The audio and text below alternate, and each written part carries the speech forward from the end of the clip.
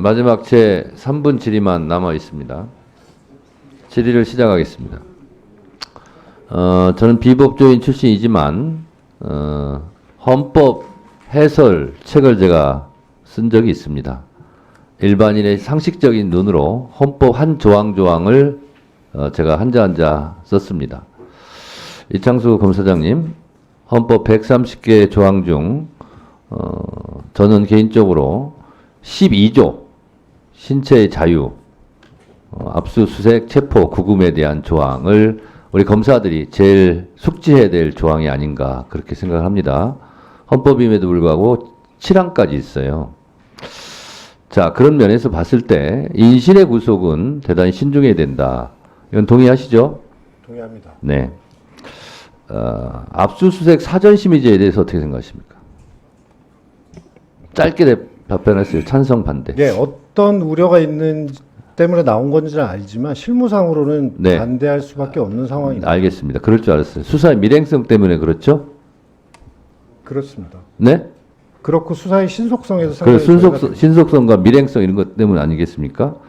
자, 그런 면에서 제가 살펴보겠습니다.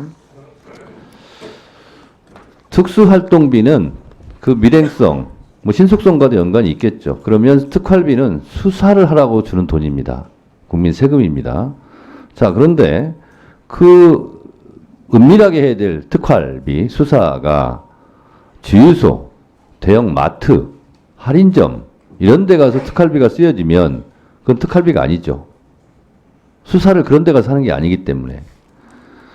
우리 서울고검장께서도 부산지방검찰청 동부지청장 시절에 보니까 매달 53만 원씩 썼어요. 그러면 수사를 53만 원치씩 매달 하는 건 아니잖아요.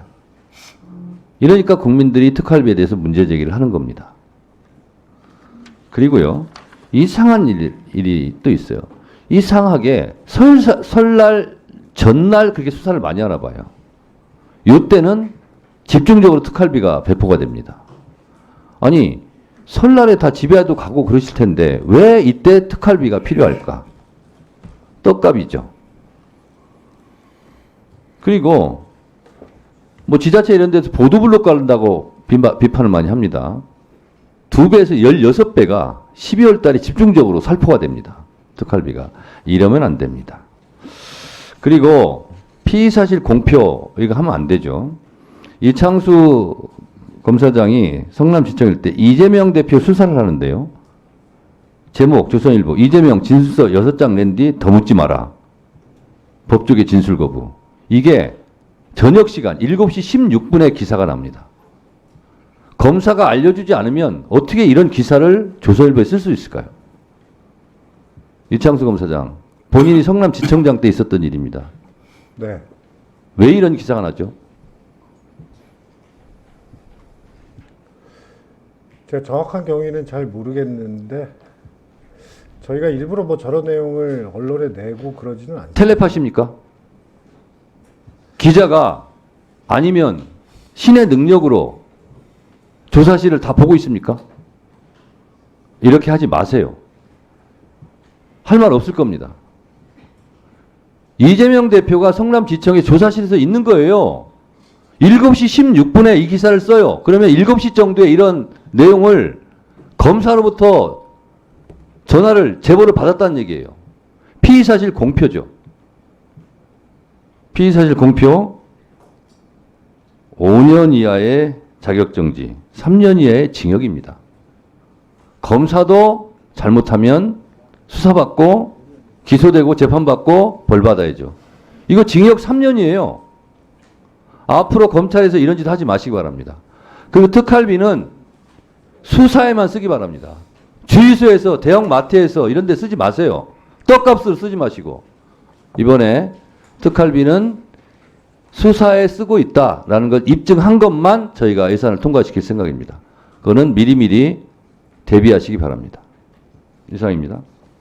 위원장님, 제가 아까 그 저에 관련된 부분이 나와서 짧게 좀 한 말씀 올려도 되겠습니까? 한 말씀 하세요. 네. 그 제가 뭐 매달 제출됐다고 아까 뭐 50몇만 원 말씀하신 부분은 제가 지금 정확히 어떤 내용인지까지는 기억이 나지 않습니다. 하지만 항시적으로 그 소요가 되는 부분 중에서 최소한의 부분을 매달 집행하는 부분이 있어서 아마 그렇게 지출이 되지 않았나 싶습니다. 자, 여기 사례는 아닌데요. 네네. 공기청정비, 뭐, 그 월세, 뭐 이런 걸로 내고 그래요. 그런 거는 특활비로 하지 마시라고. 네, 이런 거는 일- 예산으로 하시라고요. 일부 잘못 집행된 청에서는 그 교육이나 환수 같은 조치를 했고 앞으로 그런 일이 없도록 철저히 관리할 예정인 것으로 알고 있습니다. 앞으로 그러지 말라고 얘기하는 거예요. 네네. 네. 그리고 그 아까 연말에 집행된 부분도 이게 무슨 떡값이나 이렇게 지출된 건 없고 그리고 정해진 삼겹살 이런 거 정도대로 사 먹지 지출한 마시고요. 겁니다. 네. 자, 그 정도 하시고요. 오늘 국정감사와 관련하여 저를 비롯하여 박균택, 조배숙, 서영교, 김승원, 송석준 위원님께서 서면 질의를 하셨습니다. 서면 질의에 대한 답변서는 일주일 이내에 우리 위원회와 해당 위원에게 제출해 주시기 바랍니다. 서면 질의와 답변서의 내용은 오늘 국정감사 회의록에 게재토록 하겠습니다. 오늘 서울고등검찰청 등 11개 검찰청에 대한 국정감사에서 위원님들께서 주로 다음과 같은 사안에 대해 질의와 지적을 하셨습니다. 먼저 어제 서울중앙지검의 김건희 여사 주가 조작 혐의 불기소 결정과 관련하여 많은 의원들의 질의와 질타, 지적이 있었습니다. 검찰이 정치적 중립성과 공정성을 잃고 부실 수사로 일관하였다는 비판과 함께 검찰이 충분히 수사했고 법리와 증거에 따라 객관적으로 결정했다는 엇갈린 주장과 평가도 있었습니다. 그 외에도 현재 진행 중인 검사 탄핵소추의 필요성 및 정당성에 대한 논의와 함께 서울고검과 수원고검 및 산하지청들이 담당하고 있는 주요 사건에 대한 철저하고 중립적인 수사를 촉구하는 주문도 있었습니다.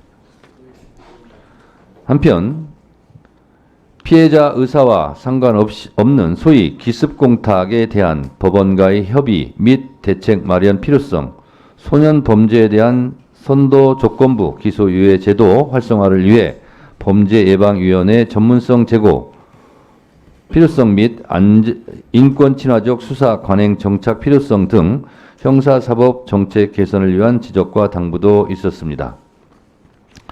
위원장이 개인적으로 한마디를 당부드리자면 성인지 감수성이라는 말은 많이 들어보셨을 겁니다. 권력 인지 감수성이라는 말을 혹시 들어보셨는지요?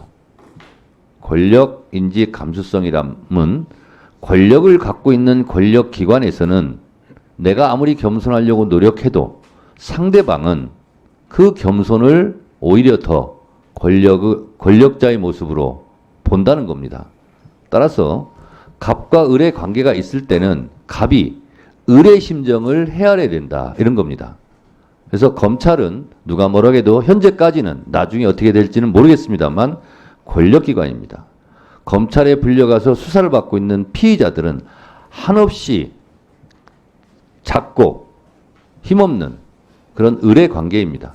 그럴 때 진정으로 그 사람들의 인권을 생각하는 것, 이것이 권력인지 감수성이라고 제가 알고 있습니다. 그래서 우리 검사들께서는 권력 감수성에 좀 민감하셨으면 좋겠다. 그래서 아까 제가 질의 과정에서 헌법 12조도 반드시 숙지하고 그 부분을 중요하게 생각해야 할 것이 아닌가, 그런 말씀도 제가 드렸습니다. 서울고검장님, 수원